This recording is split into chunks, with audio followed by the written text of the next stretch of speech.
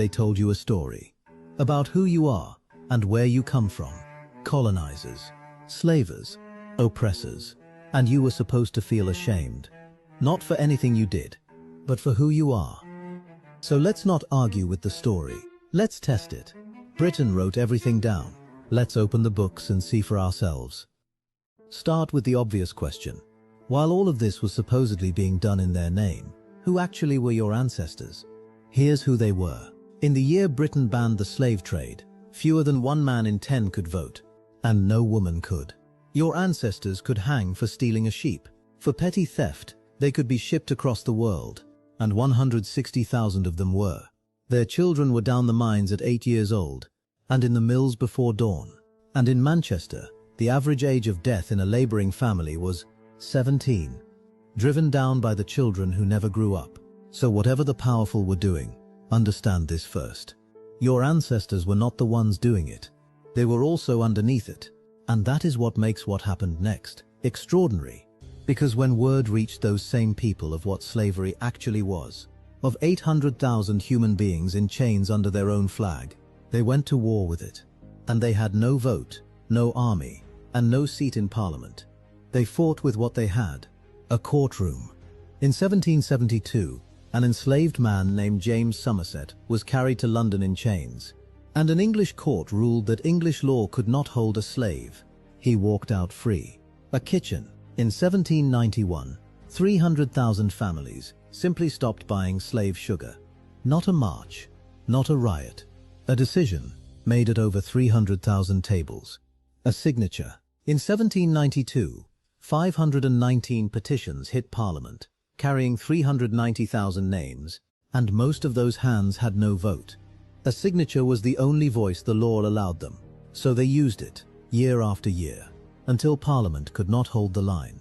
In 1807, Britain banned the slave trade. The people had moved the government's hand, and when the slave owners demanded a price for the 800,000 they still held, it was those same people who paid it. £20 million. Around 40% of the government's entire annual budget, a debt the Treasury says was not cleared until 2015. So if your family paid British taxes before 2015, your family helped buy the world its freedom. And here is the part to hold on to. When Britain paid, it wrote down every claim, 46,000 of them, in a country of 24 million people. The slave owners are a list, a real one. You can search it today. Your ancestors are not on it. They are on the other side of the ledger, with the millions who paid to close it. Then Britain did something no nation had ever done. It went after slavery everywhere. From 1808, the Royal Navy kept a squadron off West Africa with one order: stop the slave trade. Over 60 years, it stopped 1,600 slave ships and freed 150,000 people at sea. Around 1,600 sailors died doing it, most of them of disease. Dockers' sons, weavers' sons, sewn into sailcloth and buried 4,000 miles from home. The owners got a ledger. The sailors got the sea. They did not stop at Africa. For centuries, Barbary corsairs had taken Europeans from their own villages and sold them in North Africa. In 1816, the Royal Navy sailed to Algiers and ended it. When Brazil kept the trade running, the Navy burned the slave ships where they lay. When a king in Lagos kept selling people, Britain removed him. When American cotton picked by slaves reached Lancashire, the mill workers chose to starve rather than spin it. And in 1896 came the last act, a war in Zanzibar that lasted 38 minutes. The next year, slavery was abolished by decree. Today, almost every nation on earth outlaws slavery. Where it survives, it hides. That fight is not over. But the world that fights it had to be built.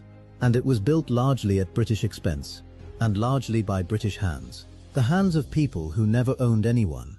So why have you never heard this? Because within living memory, the story was rewritten.